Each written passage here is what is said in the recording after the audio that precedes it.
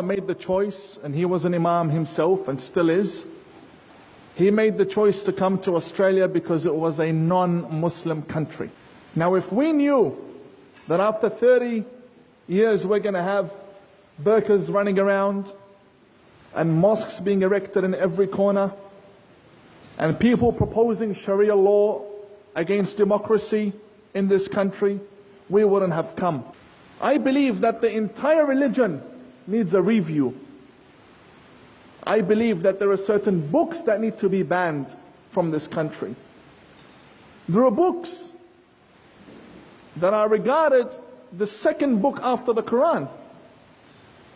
And all mainstream Muslims believe in this book. The Bukhari, a very famous book. It's present in at least the majority of Muslim homes, at least. It's everywhere. It's put on the shelf right beside the Quran. And every act of terrorism is taught from that book. And that book is widely available and sold and published in Australia. I don't understand how Muslims believe that, well, radical Muslims is the main issue here, how they believe that if you blow yourself up, you go have lunch with the Prophet Muhammad in heaven. I didn't know my Prophet was running a restaurant up there. I honestly never knew. And then you have other very attractive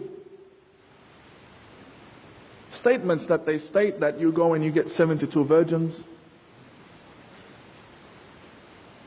But what kind of a virgin is she that I would have to blow myself up for her? And I also oppose the construction of mosques. We have a big problem.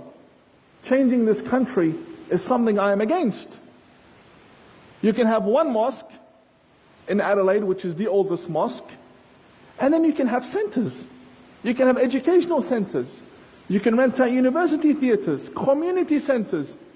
There's no need to be building mosques that later on are led by radical Muslim leaders.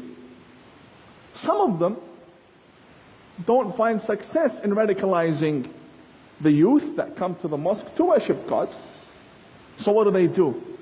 They ride their cars, they drive their cars with their boats from Western Australia, as you may have heard, all the way to Queensland because they want to join ISIS through Malaysia. And I've always called on to ASIO to check the bank accounts of Muslim imams and who's funding them. And do these people that fund them, do they have expectations from them to brainwash these children? What's going on with genital mutilation and child brides, and what's happening in this country? Now, I know there are some politicians in recent times that have stood up and they're very against Islam. And they want to tell people that Islam is a very dangerous religion. Why do they say that? Now, I don't oppose these politicians because I know exactly what filth is in my religion. I know exactly what's going on, which is why I don't speak out against them. I'm against generalizing because there are good Muslims. But the main message behind it, I agree with. But this will get me in trouble. I've never said this before. But Palestine is Jewish land. I mean, come on, who doesn't know this? Jesus came to Jerusalem. He came to the Israelites who were there. It's Jewish land.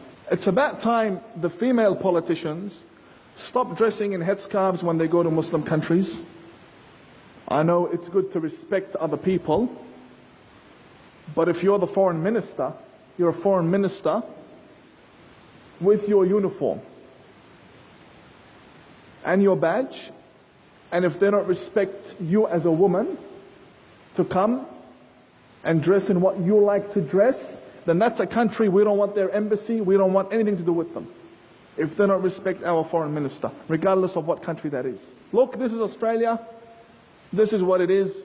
You like it, don't like it. We'll give you one of our kangaroos and you can hop back to where you came from. The Grand Mufti, who's elected to be representing us for 20 years, hasn't come out and said in English that I condemn terrorism. It's true that he endorses verdicts against ISIS. But the problem is, Australia needs to stand against ISIS. The Muslim community here needs a verdict against ISIS. Not someone in America and you giving them the thumbs up, good on you. No, we need to take a stand against ISIS because we are worthy of that. We deserve a Muslim community that takes a stand against terrorism, because that's the fine line between hypocrisy and not. If you're not a hypocrite, then speak out. How do you reform a current ideology? Number one, government needs to realize that the books that are being taught in Muslim schools and that are in the shelves of mosques need to be taken out, opened up, see the publisher, and posted back to where they came from. Simple as that. We don't need to burn anything. We don't need to create tension. Just gather the books, and thank you very much. That's number one. Secondly, secret services need to monitor the movements of every religious leader. The lectures, if they're in Arabic, what are they saying? The examples they use. Do they have private lessons? Money in the bank accounts? How many wives do they have? This is very important. Many people don't realize this. Muslims have more than one wife in this country. But we need to come to one common understanding that it's either we follow the law of the land or we don't. If we do, then it's one wife. If we don't, then go back to where you came from and have as many wives as you like. In Australia, where there's freedom of speech and where there's democracy, many Muslims do not find it safe to speak out against extremism in their country.